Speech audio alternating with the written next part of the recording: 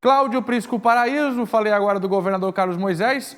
Uma reunião, videochamada com o presidente da República. Vamos começar com este assunto e também as medidas do governo federal, o apoio que o governo federal vem prometendo aos estados. Conta tudo pra gente, Cláudio Prisco. Boa tarde. Muito boa tarde, Fernando. Boa tarde a todos. Pelo visto, a ficha de Jair Bolsonaro caiu, a lucidez está sendo retomada. Afinal de contas, ele tem que liderar esse processo como presidente da República. E assim o fez já ontem, reunido com governadores do Nordeste e do Norte, hoje pela manhã do Sul, certamente na sequência Sudeste e Centro-Oeste. E nessa reunião pela manhã, da qual, evidentemente, o governador catarinense Carlos Moisés participou, o governo elencou, na figura também dos ministros presentes, infraestrutura, saúde, economia, elencou o pacote de medidas que foi anunciado. São 88 bilhões nesse plano para atender estados e municípios.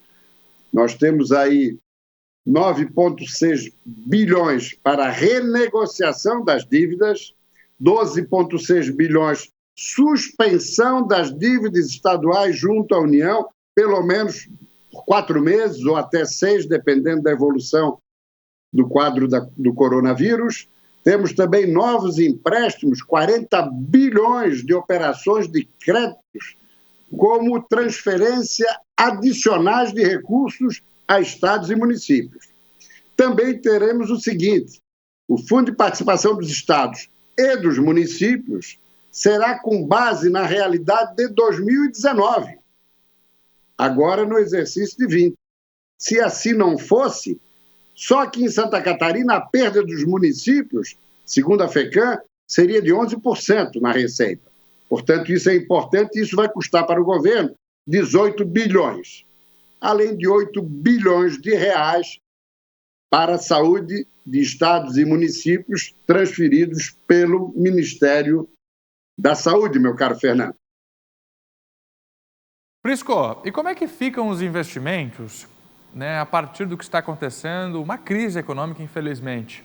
Por exemplo, foca tudo no coronavírus, mantém ainda investimentos em outras áreas, como a educação. Como é que o governo federal está vendo isso neste momento, hein, Prisco?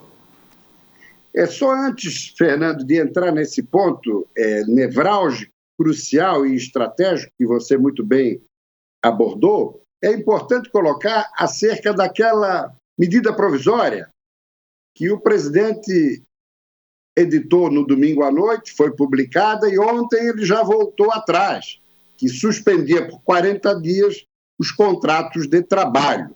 Alegaram que houve erro do Ministério da Economia na redação, tudo mais. A intenção era conter o desemprego, mas, na verdade, gerou um pânico naquele trabalhador que precisa de socorro.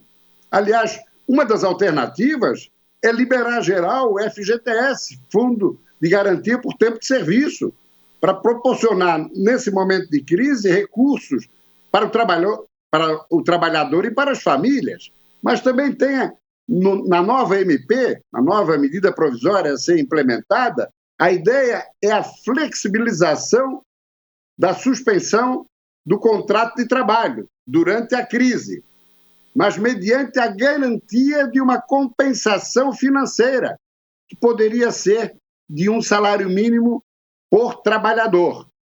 Essa é a expectativa, porque o rombo, agora ingressando na sua indagação, Fernando, o rombo estimado, não confirmado, evidentemente é uma previsão, do coronavírus no Brasil pode alcançar os 400 bilhões de reais. Estamos falando aí quase de $500 bilhão. É um valor significativo. Às 11h30. Pois muito bem. Nós temos que definir os desafios do Brasil hoje. O de hoje é combater o coronavírus. A economia fica para amanhã. O fundamental agora é salvar vidas e proteger brasileiros do coronavírus. É claro que medidas já têm que ser adotadas para, um pouquinho mais lá na frente, tentar conter o estrago, o buraco, o prejuízo. Mas a prioridade é o coronavírus. E aí que eu gostaria de colocar para o amigo e os telespectadores o seguinte: e os pobres, os mais desfavorecidos, como é que eles ficam? É neles que temos que priorizar as ações de governo. Essa que é a grande realidade. Eles que necessitam de uma atenção especial. Até porque setores da elite não se esquecem, porque eternamente tem como prioridade a ganância, além da velha arrogância. E os bancos? Como é que fica a participação dos bancos? Que seja governo de direita, de esquerda, de centro, estão sempre contabilizando lucros astronômicos. Como é que vai ficar? Vão participar desse momento de crise? Vão ajudar o governo? Vão ajudar aqueles que mais necessitam? E como é que podem ajudar?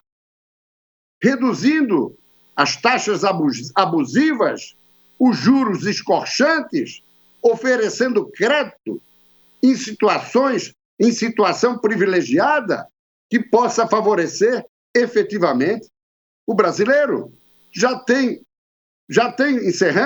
uma estimativa de 30 a 40 milhões de brasileiros desempregados após o coronavírus. Antes nós estávamos aí com 11, 12 milhões. Portanto, chegou o momento de verificar o seguinte: teremos um elevado custo social e econômico, sem dúvida nenhuma, mas isso tudo é para conter o coronavírus. E aqueles mais bem abastados e mais bem situados na curva econômica precisam estender a mão aos mais necessitados. E isso eu falo tanto do poder público quanto da iniciativa privada.